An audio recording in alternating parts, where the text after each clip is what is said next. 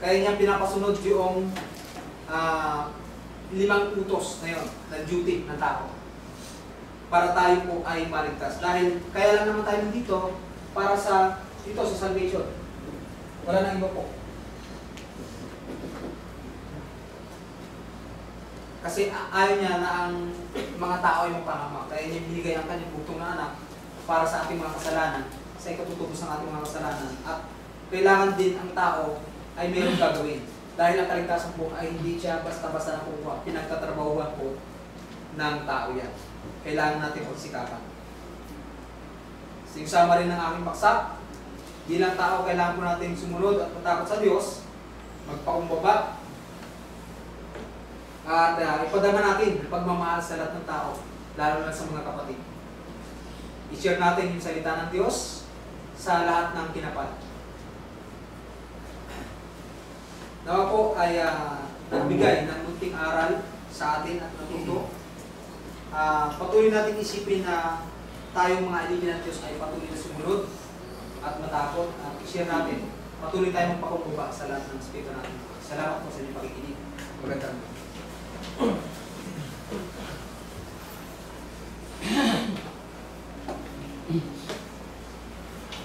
Salamat kapatid sa mga araw na inyong binahagi. Ang bawat isa ay asalisigid ng mga salita na ibinahagi sa atin sa pagkalito po ay mahal. Di ba sabi ng brother na ano siya? Manual. O di ba? Isang artist na walang manual ay wala, no? At ito mga kapatid, tayo po ay dadako na sa sentro ng pagsama. Ating kantahin ng Breakthrough the Bread of Life. Break through the bread of life, dear Lord to me. Ready? Sing. Break through the bread of life, dear Lord to me. As thou didst take the loaves beside the sea, leading the separate fish, I sing thee, Lord. My spirit thirsts for thee, living word. Bless thou the truth, dear Lord, to me. As thou didst bless the bread, my body,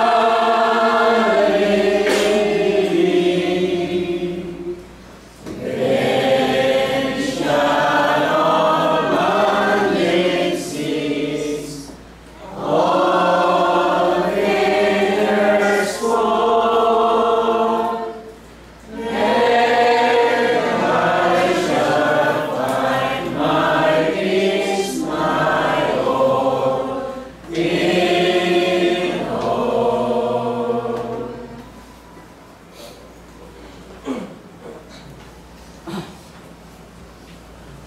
Sa mapagpalang mga mo sa aming lahat, at tayo patuloy sa ating gawain sa pagtutuloy ng tinapay at pagdating ng saro. Ako muna ibabasa na ng talata sa 1 Corinthians chapter 11, verses 23 to 29. Dito po ang sinasabi.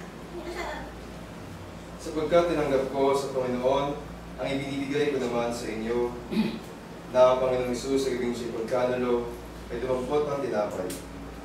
At nang siya'y makapagpasalamat, ay kanya pinagputol-putol at sinabi, ito'y aking katawan na pinagputol-putol dahil sa inyo, gawin niyo ito sa pag-aalaala sa akin. At yun din naman hinawakan ng sarong pagkatapos sa mga hapon na sinasabi, ang sarong ito'y siyang bagong tipan sa aking dugo, Gawin niyo ito sa tuwing kayo mag-isinom sa pag-aalaala sa akin. Sapagkat sa tuwing kain ninyo at tinapay niyo ito, at limang ninyo sa araw, ay nihayag ninyo ang pagkamatay ng Panginoon. Kasi doon siya. Kaya ang sino mang kumain ng tinapay o uminom sa araw ng Panginoon na di nararapat, ay magkakasala sa katawan ng dugo ng Panginoon. Tatapwat siya sa atin ng tao, kanyang sarili, at sa kumain ng tinapay at uminom sa araw. Sapagkat ang kumakain at uminom ay kumakain at uminom ng hatol sa kanyang sarili, kung hindi niya kinikilala ang katawan ng Panginoon.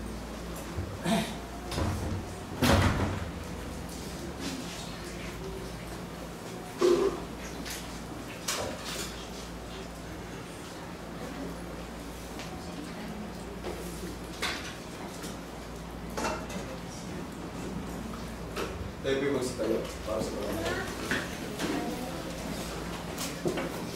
Tayo po po ng pagkakas. Diyos, Ama ng mga pagkakas sa lahat ng anon, ito po sa pagkasalamat. Ang muli ay nagpilog po sa amin ng pagkakataon nito na pinalangani at alahan ng anak na si Jesus ng Panginoon. Dalangin po lang ito sa harapan namin, hawak po yung mga lingkod, ang lakas ng ubas, na sumisumbiro sa mga dugo, at ang tinapay ng libadura na sumisumbiro naman sa mga katawan. Dalangin namin na mas gusto niyo po ang mga bagay nito at ang bawat isa po sa amin na tatanggap sa mga oras nito ay gawa ito po sa amin ang kapatawaran sa mga pagkakasala at hindi na mas pagtibayin ang pagkakapalataya sa inyo Panginoon. Ito po aming sa dalangin sa ngalan po ng anak ng Kristo Jesus ng Tagapagligtas. Tutawag po tayo para sa pagkakapagan. Kung may lubasa ng talata sa 1 Corinthians 16, verses 1 to 2. Ngayon, tungkol sa ambagan sa mga banal, ay gawin din naman ninyo dahil inutos ko sa mga iglesia ng Galatia. Tuwing unang araw ng Linggo, ang bawat isa sa mayroong buod ng simpan, ayon sa kanyang initinghawa, upang huwag na gumawa ng mga ambagan sa pagpaliantin. At pagiging po natin ang counter messages. When a balak builds, you are tempestos. Ready? Let's sing. When a balak builds, you are tempestos. When you are discouraged, thinking all is lost, count your many blessings, name them one by one, and it will surprise you what the Lord hath done. Count your blessings, name them one by one. Count your blessings, see what God hath done. Count your blessings, name them one by one. Count your many blessings, see what God hath done. So amid a conflict, whether great or small, do not be discouraged, God is over all. Count your many blessings, angels will attend. Heaven comfort give you to your journey's end. Count your blessings, name them one by one. Count your blessings, see what God hath done. Count your blessings, name them one by one. Count your many blessings, see what God hath done. Tayo ko'y muling imukutot ng langit. Diyos Ama ng mga kaibigan sa lahat, Panginoon, narin po kami inataas ang aming mga tinig. May puso na papasalamat, Panginoon, sa lahat po ng mga biyaya at lupalan na pinagbibigay sa amin sa araw mga araw, Panginoon. Ngayon din ba nagpapasalamat po kami sa buhay kalakasan at dadagdag po namin sa mga oras na ito. Nalayan po na ng mga salapi namin talagang pagpapagan. Ito ay magamit sa pagpapalagana ng mga salita at gayon din sa pagpapaunlad ng bahas ng bahay ng Panginoon. Nalangin din namin na makatulong po sa ilang kapatid po namin na kailangan sa kanilang pagpapasyon. Hiniling din namin Panginoon sa mga susunod na araw. Ay gabayan niyo po kami tingatan, layo sa kapahamakan o mga kanila ng Panginoon. Paglabi po sa amin ang aming mga pangailangan at hindi na ingatan kami sa mga negosyo ng mga pangalaman.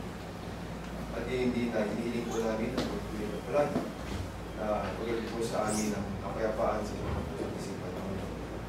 At sa mga bagay na hindi na masabi po ng aming mga labi, ay patuloy po namin pinapasalamatan at hinihiling. Sa alam po ng anak na si Kristo Jesus ang pinapagligtas, hindi na pakailanman. Amen.